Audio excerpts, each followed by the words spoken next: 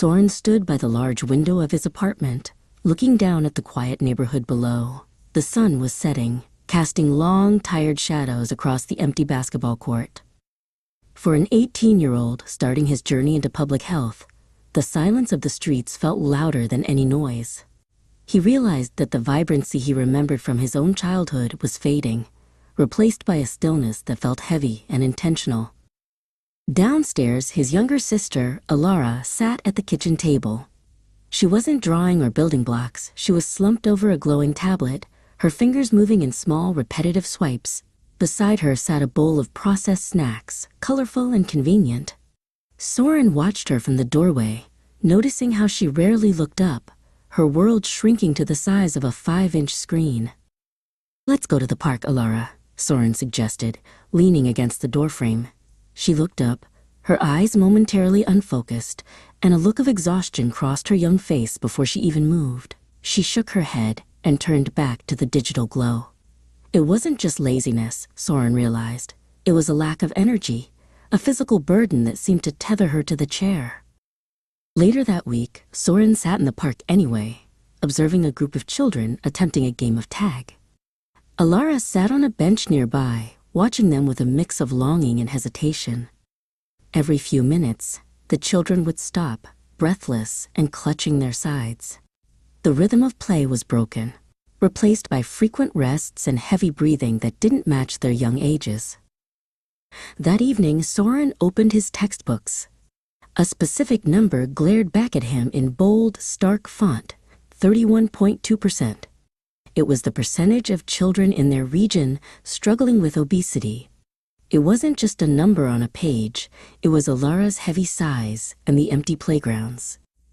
It was a public health crisis that threatened to define an entire generation's future before they even reached adulthood. Soren sought out Eris, a veteran community coordinator at the local health center. They sat in a room filled with posters about nutrition and movement. Aris explained that the 31.2% wasn't a failure of the children, but a failure of the environment. Food deserts, the cost of fresh produce, and the loss of safe spaces to run. "It's a weight the whole community carries," Eris said, his voice grave. Inspired, Soren decided that change had to start at home and on their block. He returned to the kitchen and began clearing out the processed boxes, replacing them with vibrant greens and earthy grains. He didn't do it quietly. He invited Alara to help. At first, she resisted, but the colors of the fresh vegetables eventually piqued her curiosity. The next step was the dirt. Soren and Alara went to a neglected patch of land behind their building. With a small shovel in her hand, Alara began to dig. It was slow work, and she tired easily. But for the first time in weeks, she was under the sun. The 31.2% was a daunting figure, but Soren knew that every seed planted was a small rebellion against the statistic. Weeks passed, and the garden grew. So did Alara's endurance. One afternoon, Soren brought a ball to the park. Instead of sitting on the bench, Alara stood in the grass. They began to play a simple game of catch. Her movements were more fluid, her laughter more frequent. She was no longer just a spectator to her own life. She was an active participant. As they walked home, Soren looked at the sunset again.